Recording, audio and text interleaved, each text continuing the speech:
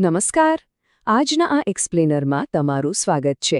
આજે આપણે એક બહુ જ રસપ્રદ અને સીધી આપણા ખિસ્સાને અસર કરતી મેક્રો ઇકોનોમિક પોલિસી વિશે વાત કરવાના છીએ. અર્થવ્યવસ્થાની મોટી મોટી વાતો સાંભળવામાં કદાચ જટિલ લાગે, પણ જો તેને આપણા રોજબરોજના જીવન સાથે જોડીએ ને તો સમજવી એકદમ સહેલી બની જાય છે. તાજેતરમાં જ દેશની આર્થિક મજબૂતી વધારવા માટે કેટલીક બહુ જ પ્રેક્ટિકલ સલાહ આપવામાં આવી છે. તો ચાલો ફટાફટ શરૂ કરીએ અને આખી વાતને ડીકોડ કરીએ. હવે જરા આ આંકડા પર નજર નાખો. $2470 બિલિયન. હા, તમે બરાબર સાંભળ્યું. આ કોઈ નાની સૂની રકમ નથી. દર વર્ષે માત્ર 2 જ વસ્તુઓની આયાત કરવા પાછળ આપણા દેશમાંથી આટલા બધા પૈસા બહાર જતા રહે છે. જરા વિચારો, આટલી મોટી રકમ જ્યારે દેશની બહાર જાય તો તેની આપણા અર્થતંત્ર પર કેટલી મોટી અસર થતી હશે. એટલે જ સ્વાભાવિક છે કે આપણને પ્રશ્ન થાય કે આખરે આ પૈસા જાય છે ક્યાં અને શું આપણે આને કોઈ રીતે રોકી શકીએ ખરા? તો ચાલો, આજના એક્સપ્લેનરમાં આપણે આ મુદ્દાઓને સ્ટેપ બાય સ્ટેપ સમજીશું. પહેલાં આ $247 બિલિયન આઉટફ્લો વિશે વાત કરીશું, પછી સમજીશું કે તેલ પાછળનો ખર્ચ કેમ ટાળી શકાય તેમ નથી, ત્યારબાદ સોનું અને વિદેશ યાત્રાના ખર્ચ પર નજર કરીશું અને છેલ્લે જોઈશું કે વર્ક ફ્રોમ હોમની સ્ટ્રેટેજી કેવી રીતે ઘરના બજેટની જેમ આપણા દેશના અર્થતંત્રને મદદ કરી શકે છે. તો સૌથી પહેલાં વાત કરીએ આ $247 બિલિયન જંગી આઉટફ્લો વિશે. તમને ખ્યાલ જ હશે કે તાજેતરમાં પ્રધાનમંત્રીએ દેશના અર્થતંત્રને અંદરથી મજબૂત કરવા માટે કેટલીક સીધી અને સિમ્પલ સલાહ આપી છે. તેમણે મુખ્યત્વે 4 વાતો પર ભાર મૂક્યો છે. પહેલું, એકાદ વર્ષ માટે સોનું ખરીદવાનું ટાળો. બીજું, વિદેશ યાત્રાઓ થોડી ઓછી કરો. ત્રીજું, શક્ય હોય ત્યાં સુધી વર્ક ફ્રોમ હોમ કરો. અને ચોથું, ઈંધણ બચાવો. હવે આ સાંભળવામાં ભલે એકદમ સામાન્ય લાગે, પણ તેનો મુખ્ય ઉદ્દેશ દેશની બહાર જતા પૈસાના પ્રવાહને રોકવાનો છે. હવે આ જુઓ, આ ખરેખર બહુ જ ઇન્ટરેસ્ટિંગ છે. આ $247 બિલિયન ખર્ચાય છે ક્યાં? આમાંથી $175 બિલિયન તો આપણે માત્ર ક્રૂડ ઓઇલ અને પેટ્રોલિયમ પ્રોડક્ટ્સ ખરીદવામાં જ વાપરી નાખીએ છીએ, અને બાકીના $72 બિલિયન સોનાની આયાત પાછળ જાય છે. મતલબ કે દેશની તિજોરીનો એક બહુ જ મોટો હિસ્સો માત્ર આ 2 જ વસ્તુઓ પાછળ વપરાઈ રહ્યો છે. છે ને ચોંકાવનારી વાત? પણ આવું કેમ? આ સમજવા માટે આપણે થોડું ગ્લોબલ પિક્ચર જોવું પડે. જો, આપણો દેશ દુનિયામાં તેલનો 3જો સૌથી મોટો આયાતકાર છે, અને અત્યારે મિડલ ઇસ્ટમાં જે યુદ્ધ અને તણાવની સ્થિતિ ચાલી રહી છે ને, તેના લીધે આંતરરાષ્ટ્રીય બજારમાં ક્રૂડના ભાવ આસમાને પહોંચી ગયા છે. હવે આ તો એવા પરિબળો છે જેના પર આપણો કોઈ કંટ્રોલ નથી, બરાબર ને? પણ એની સીધી અસર આપણા દેશના ખર્ચ અને અંતે આપણા ખિસ્સા પર જરૂર પડે છે. તો હવે સવાલ એ થાય કે શું આ તેલનો ખર્ચ આપણે અટકાવી શકીએ? ચાલો સમજીએ કે કેમ આ એક આવશ્યક ખર્ચ છે. હકીકત એ છે કે આપણે તેલ વિના ચલાવી શકીએ એમ નથી. એકદમ બેઝિક જરૂરિયાત છે. અર્થતંત્રને દોડતું રાખવા માટે તેલ તો જોઈશે જ, એટલે આપણે તેની આયાત તો કરવી જ પડશે. આપણે અચાનક એમ તો ના કહી શકીએ કે બસ કાલથી આપણે પેટ્રોલ ડીઝલ વાપરવાનું બંધ.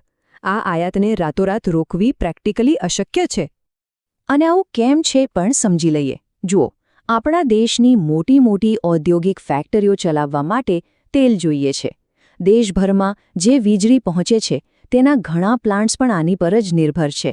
અને સૌથી મોટી વાત, આપણા ખેતરોમાં ટ્રેક્ટર ચલાવવાથી લઈને સિંચાઈના પંપ ચાલુ રાખવા માટે પણ ઈંધણ તો જોઈએ જ છે. આ બધા દેશના પાયાના ક્ષેત્રો છે, એટલે જ તેલની આયાત આપણા માટે અનિવાર્ય એટલે કે નોન નેગોશિયેબલ બની જાય છે. પણ બીજી તરફ કેટલાક એવા ખર્ચા છે જે કદાચ આપણે ટાળી શકીએ. ચાલો હવે સોના અને વિદેશ યાત્રા વિશે વાત કરીએ. અને આ સરખામણી આખી વાતને એકદમ ક્લિયર કરી દે છે. એક બાજુ જુઓ, તેલ છે, જે ફેક્ટરીઓ અને ખેતરો માટે જરૂરી છે, જે દેશની અંદર જ અર્થવ્યવસ્થાને ગતિ આપે છે. પણ બીજી બાજુ છે સોનું. આપણે મોટાભાગે લગ્ન કે ખાસ પ્રસંગો માટે સોનું ખરીદીએ છીએ. પણ શું તમે ક્યારેય વિચાર્યું છે કે આનાથી દેશની ઇકોનોમીને કોઈ સીધો ફાયદો નથી થતો? ઉલટું, આપણે આપણી મહેનતની કમાણી વિદેશમાં મોકલી રહ્યા છીએ. આ એક રીતે જોઈએ તો બિનજરૂરી આર્થિક બોજો જ છે. અને હવે જરા આ બીજો ચોંકાવનારો આંકડો જુઓ, 32 કરોડ.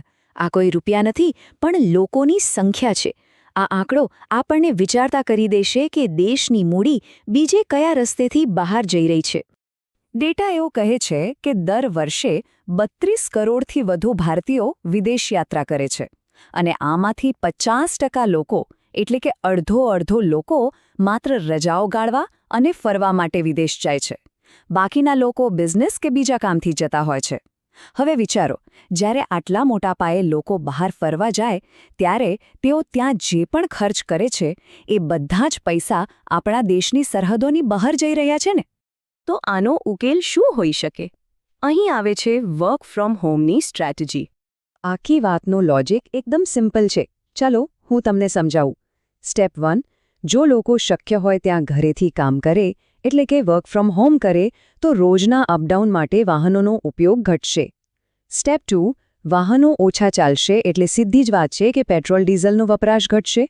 સ્ટેપ 3, ઈંધણ ઓછું વપરાશે તો દેશે ઓછું તેલ આયાત કરવું પડશે.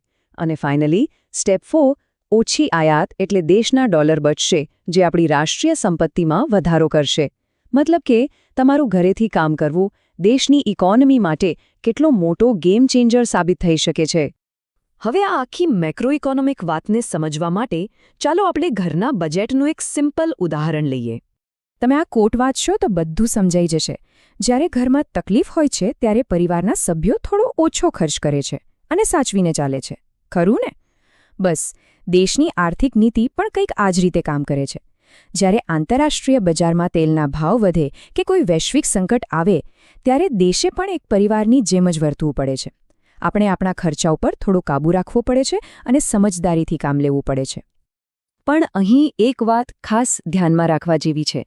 આ બધી જે સલાહ છે ને કે સોનું ન ખરીદો કે વિદેશ ફરવા ન જાઓ, એ કોઈ કાયમી પ્રતિબંધ નથી.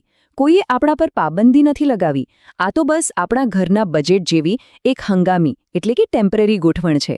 અત્યારે થોડી સાવચેતી રાખીશું અને કરકસર કરીશું તો ભવિષ્ય માટે આપણે એક બહુ જ મજબૂત આર્થિક પાયો તૈયાર કરી શકીશું.